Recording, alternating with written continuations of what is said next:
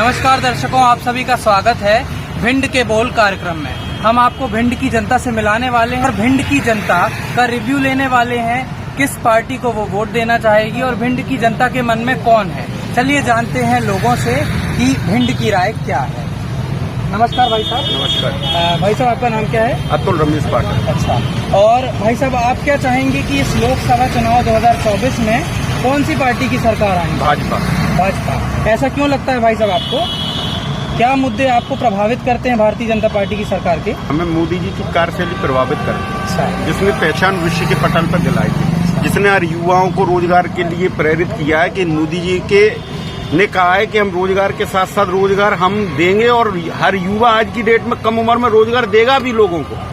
कि उनका जो कार्यशैली है, अभी तक आजादी के बाद किसी भी प्रधानमंत्री की किसी भी केंद्र में जो भी सरकारी किसी भी पार्टी की वो कार्यशैली नहीं रही है जो मोदी की कार्यशैली है। मोदी की कार्यशैली राष्ट्रवाद की कार्यशैली है, ना कि परिवारवाद की कार्यशैली है। अन्य पार्टी के विपक्षी दल है जो परिवार को महत्व देते हैं, मोदी जी राष्ट्र को महत्व देते हैं। ये खासियत है, हम इसलिए मोदी जी से प्रभावित हैं। तो आपका कहना है कि भिंड का परिवार भी मोदी का परिवार है? भिंड का संपूर्ण, भिंड का, मध्य प्रदेश का, ये पूरा हिंदुस्तान, ये देश, हर परिवार मोदी जी का परिवार है। हर परिवार के दिल में मोदी जी बसते हैं। अच्छा, और भाई साहब मैं ये क्वेश्चन पूछना चाहूंगा कि जैसे बेरोजगारी का मुद्दा आता है, तो बेरोजगारी के क्षेत्र में मतलब भारतीय जनता पार्टी क्या कार्य कर रही है, आप उसके विषय में थोड़ा बताएं। और बेरोजगारी का आप देख लीजिए कि आजाद हुए हमें कितनी साल हो गई, 75-76 साल हो गई, मोदी जी आए हैं तो बेरोजगारी का स्तर कम हो रहा है। अब धीरे धीरे मोदी जी ने कहा है कि नहीं, देखो क्या है कि जब देश मोदी जी के हाथ में आया था तो देश क्या था, आज देश की स्थिति क्या है